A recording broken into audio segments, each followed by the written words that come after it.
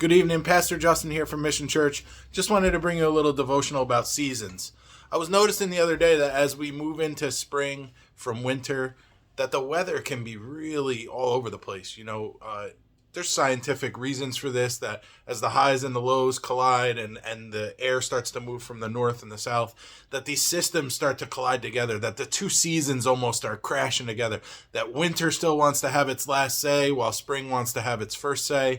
And the in-between of that, there can be a lot of like a ruckus, like wind and storms and rain and all this stuff happening. And I want to encourage you. I was praying about this as I was thinking about the seasons and the way that they change.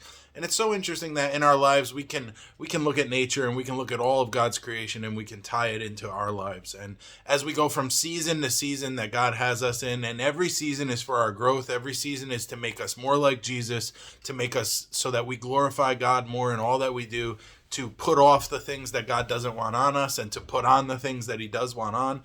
And as we move from season to season, what happens is that there's turmoil in our life, and it can feel like that old season is still holding on, like it's still holding out. And I want to encourage you, Christian, that that's okay. It's okay.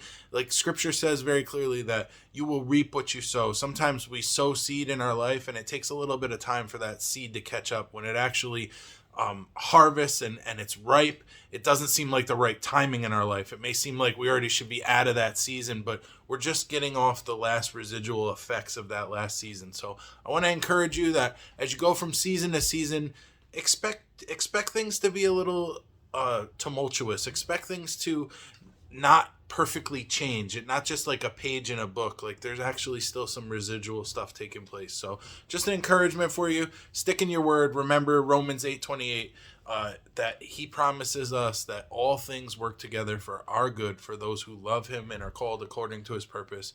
You are loved. You are called according to his purpose. God bless.